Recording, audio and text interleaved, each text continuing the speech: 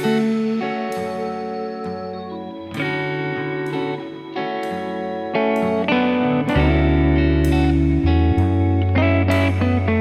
እንዴት ናችሁ? ውድ ቤተሰቦቼ በያላችሁበት የዓለም ዳርቻ ሰላማችሁ ይብዛላል።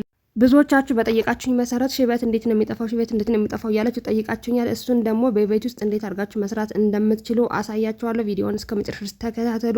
ሌላው ደግሞ ሽበት ያለ እድሜያችሁ ከመብቀሉ በፊት ቅድመ ጥንቃቄ እንዴት ማድረግ እንዳለባችሁ እሱንም የማብራራችሁ ይሆናል። ተከታተሉኝ። ወደ አሰራሩ። ሽበት በነገራችን ላይ በጣም ነው ኮንፊደንስን የሚያሳጣ። አንዳንድ ሰው በሚያዩ ነገር ነው ሰውን የሚለካና ሽበታውን ቢያዩ ይህች እኮ ትልቅ ናት ምናምን ሊሏችሁ ይችላሉ። እናንተ ግን እድሜያችሁ ገና ልጅ ሊሆን ይችላልና ሽበት በተለያየ መንገድ ሊመጣ ይችላል። አንዳንድ በቤተሰብ በዘር ይመጣል። ሌላው ደግሞ በጭንቀት በስትረስ እና በተለያዩ ነገሮች በተለያዩ በሽታዎች ሽበት ሊመጣ ይችላል። ያ ማለት ግን እኛ አርጅተናል ማለት ወይ ደግሞ ትልቅ ሰው ነን ማለት አይደለም። ሽበት ስለታየ ማለት ነው። እና ለሱ ደግሞ ሀሪፍ መፍትሄ ይዤላችሁ መጥቻለሁ። እስከ መጨረሻ ድረስ ተከታተሉ።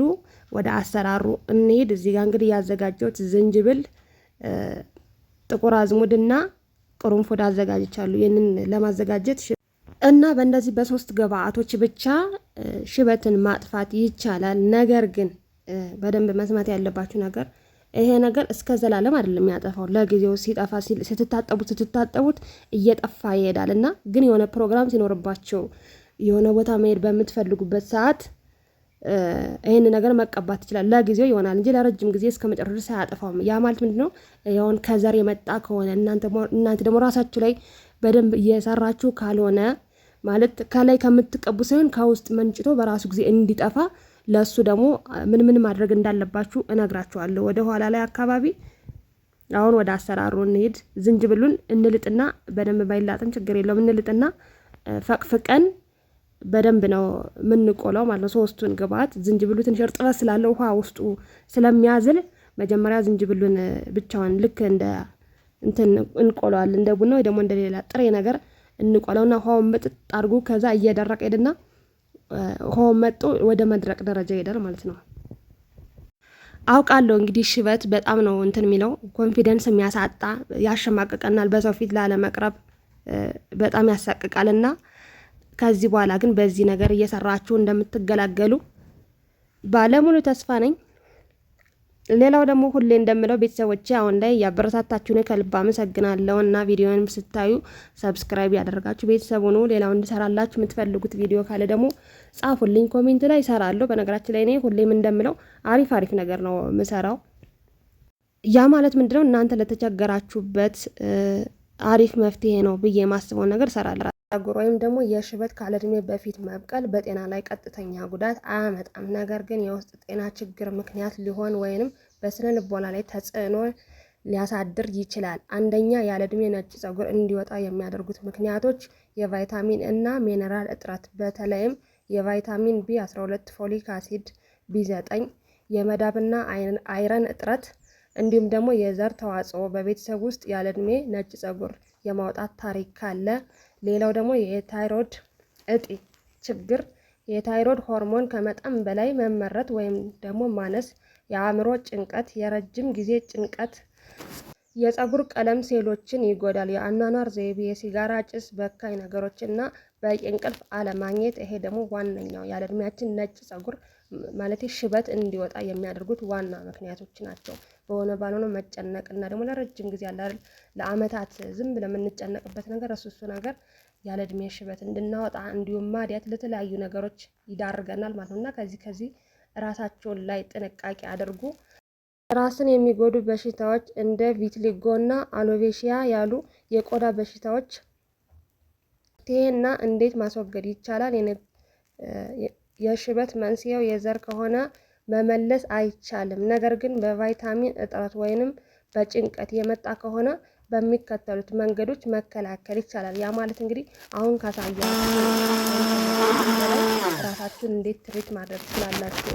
በምትበሉት ነገር፣ በምትጠጡት ነገር፣ በእያንዳንዱ ነገር ራሳችሁ ላይ ትሪት ካደረጋችሁ በራሱ ጊዜ እንዲጠፋ ማድረግ ትችላላችሁ። የተመጣጠነ ምግብ መመገብ፣ የቫይታሚን ቢ ምንጮችን ማብዛት፣ እንቁላል፣ ስጋ፣ አሳ እንዲሁም የወተት ተዋጽኦ፣ አትክልት፣ ፍራፍሬዎችን መመገብ እንደ ቆስጣ፣ ብሮኮሊና ለውዝ ያሉ የመዳብና የብረት ይዘቶች ከፍተኛ የሆኑትን ጭንቀትን መቀነስ ከዚህ ከበላችሁት በላይ ደግሞ ሌላ ራሳችሁ ላይ መስራት ያለባችሁ ጭንቀትን መቀነስ፣ በቂ እንቅልፍ ማግኘት፣ ስፖርት መስራት እና ከአእምሮ ዘና የሚያደርጉ እንቅስቃሴዎችን ማድረግ። አሰራሩ እንግዲህ ይህንን ይመስላል። ቤት ውስጥ እንግዲህ ባላችሁ ቅባት ማድረግ ትችላላችሁ። አሁን ይሄ ቤት ውስጥ የሰራሁት ነበር የሽንኩርት ቅባት። እንዳጋጣሚ መብራት አልነበረም፣ ስልኬ ቻርጅም አልነበረውም እና ለዛ አልቀረጽኩት ቪዲዮ። በቀጣይ ግን አሰራሩ የሽንኩርት ቅባት እንዴት እንደሆነ የማይሸት አሪፍ የሆነ ማለት ነው ቆንጆ ቅባት ተቀብታችሁ እንኳን ብትወጡ የማይሸት ሰውን የማይረብሽ ቅባት እሰራላችኋለሁ በቀጣይ። ከዛ ግን አሰራሩ ይሄንን ይመስላል። ስትቀቡ ያልነገርኳችሁ ነገር መጀመሪያ ስትቀቡ ጸጉራችሁ ቅባት መኖር የለበትም። ቅባት ካለው የተቀባችሁት ነገር አይይዝም። ኦልሬዲ ከቅባቱ በላይ ስለሚሆን እንትን አይልም፣ አይይዝላችሁም እና ጸጉራችሁ ታጥቦ ንጹህ ደረቅ መሆን አለበት። ከዛ ተቀብታችሁ ለተወሰነ ጊዜ ማቆየት አለበት። ተቀብታችሁ ወዲያው መታጠብ የለባችሁ፣ ምክንያቱም ይለቃል ማለት ነው። ልክ ተቀብታችሁ ብዙም ሳትቆዩ እንትን ካላችሁት ከታጠባችሁት እንዳለ ወጥቶ ነው የሚሄድ፣ ይለቃል እና ለዛ ቅድመ ጥንቃቄ እንድታረጉ ወይ ደግሞ አሰራሩን እንዳሳየዋችሁ የግድ ደግሞ አቀባበሉም እንዴት እንደሆነ ቅደም ተከተሉን መናገር ስላለብኝ ለዛ ነው ማለት ነው። እና ከተቀባችሁ ከ15 እስከ 20 ድረስ ደቂቃ ካቆያችሁ በኋላ በንጹህ ውሃ ነው መታጠብ ያለባችሁ። ቢያንስ የተወሰነ ጊዜ 1-3-4 ቀን ከቆያችሁ በኋላ ነው በሳሙና ወይ በሻምፖ መታጠብ ያለባችሁ እንጂ ወዲያው በሻምፖ ከታጠባችሁት እንትን ይላል፣ ይለቃልና በውሃ ብቻ ታጠቡ። ምክንያቱም ንጹህ ጸጉር ላይ ነው የተቀባችሁ። ኦልሬዲ ቆሻሻ ስለሌለው ብዙም አያስቸግርም። ደግሞ እንዳይለቅባችሁ ለእናንተም ጥሩ ነው፣ ቅድመ ጥንቃቄ ማለት ነው። እና ቤተሰቦቼ ይህንን ይመስላል። በእርግጠኝነቱ ወዳችሁታል። ሞክሩትና ደግሞ ታመሰግኑኛላችሁ። በጣም ውህድ ነው። በነገራችን ላይ እኔ ሽበት የለብኝም፣ በዘርም በምንም ሽበት የለም እና እኔ ላይ ያሳያችሁ ነበር። ግን ጥቁር ጸጉር ላይ ጥቁር ነገር ብቀባ ለውጥ ላያመጣ ይችላል ብዬ እንትን አላልኩም።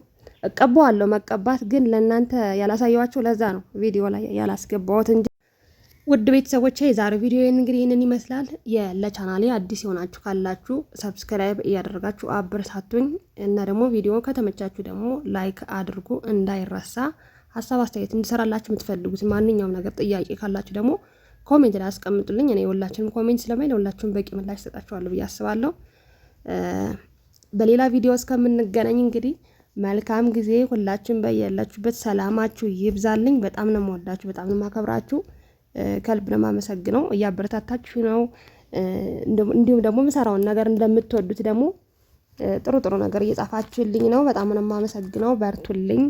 በአዲስ ቪዲዮ ደግሞ እንገናኛለን። ቻው። መልካም ጊዜ ይሁንላችሁ።